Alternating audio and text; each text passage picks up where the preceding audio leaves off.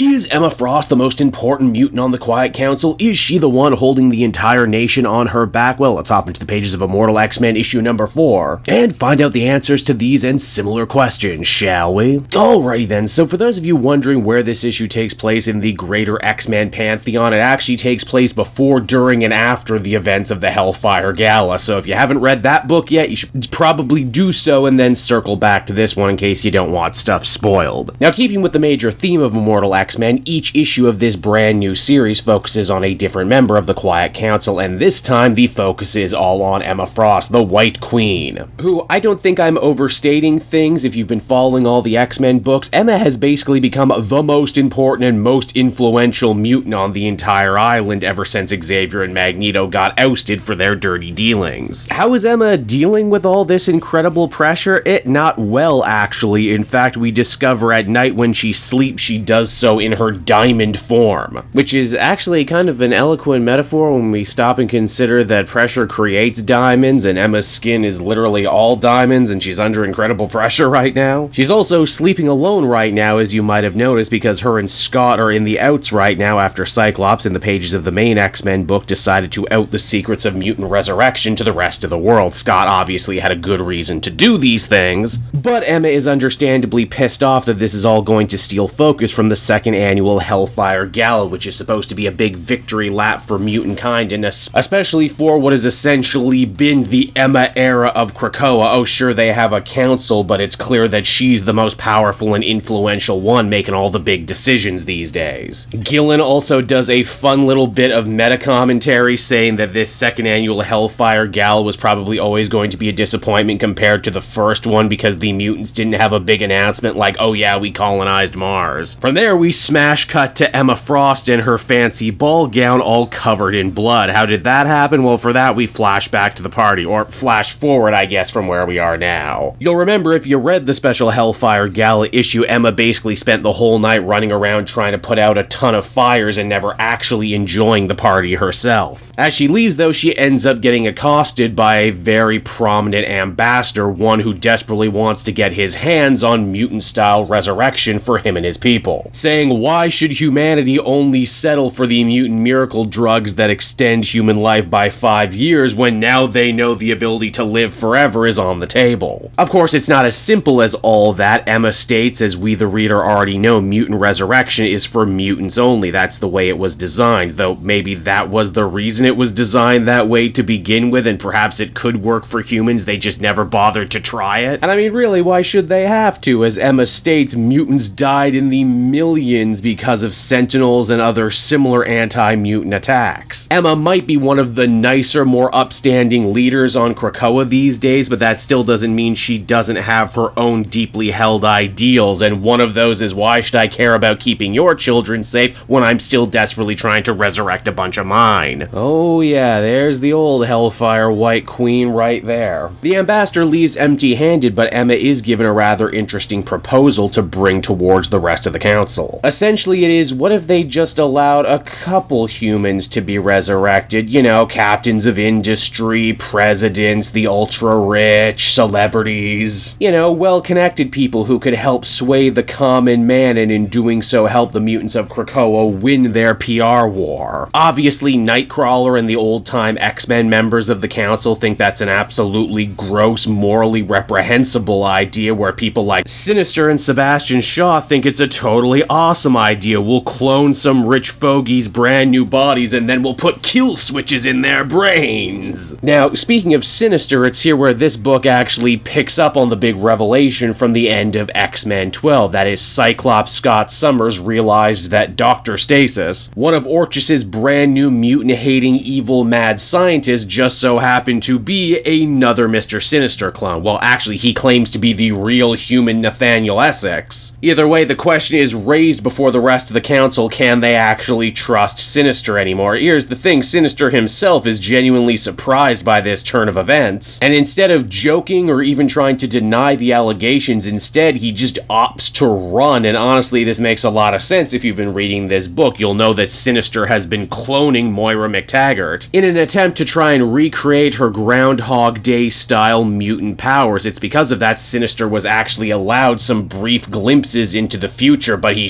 sure as hell didn't see this coming. In fact, Sinister even calls out what I called out in that X-Men 12 video where he says he normally has a red diamond on his head, but Dr. Stasis has a black club, meaning that there's probably 2 other Sinisters out there that he didn't know about, keeping with the whole card motif. In his desperation, Sinister figures he might as well just kill the Moira clone, and in doing so completely restart the timeline, much as she had done previously. But ultimately he opts to go against it once he realized that Destiny was waiting for him outside his base of operation and that she wasn't scared, and well, if Irene Adler's not scared, maybe he should just see how these things play out. Sinister throws himself on the mercy of the Council, and admittedly Emma and the others don't know what to do with him. They can kill him and resurrect him another time, or maybe they should throw him in the pit with Sabretooth. Before they can ultimately make up their minds, though, a stream of light ends up coming down from the heavens and taking Sinister away as if by some sort of tractor beam. Yeah, nobody seems to have an answer for that one. I guess we're gonna have to keep reading this book and maybe the Judgment Day event to know where any of that goes. This story, though, ends exactly like how it began, with Emma once again back in bed in her diamond form. Despite everything she did to try and alleviate her stress and her guilt, nothing has seemed to change. Mutants are still hated and feared by the rest of the world. A new war is on the horizon with the Avengers and the Eternals, and perhaps the worst thing about being a mutant telepath is you can make anyone believe anything, except for yourself, especially when all you want to believe is everything is gonna be okay. And so that was Immortal X-Men issue number 4, everybody, and once again I really ended up enjoying this issue. It ties together a ton of hanging plot threads from X-Men and from Hellfire Gala. So if you've been reading those books, I think you're going to feel really rewarded. It's always nice to see Emma get the spotlight because, as I kept mentioning, this basically has been her era in X-Men. I think if we were really to sit down and think of all the different mutant characters who have really managed to get a major push and be elevated by the Krakoa stories, I think Emma is really near the top. Gillen manages to paint a picture of Emma that is sympathetic. Again, she's being put through the grinder right now just for trying to help mutant kind and trying to keep the ambitions of the other counselors at bay, but at the end of the day, she still can't shake that part of her that is the eternal mean girl, the White Queen. Overall, I think I'd feel comfortable giving this one a solid 8 out of 10. There's few X-Men books out there right now that I would call really must-read, but Immortal X-Men continues to be a real must-read book if you want to know what's going on.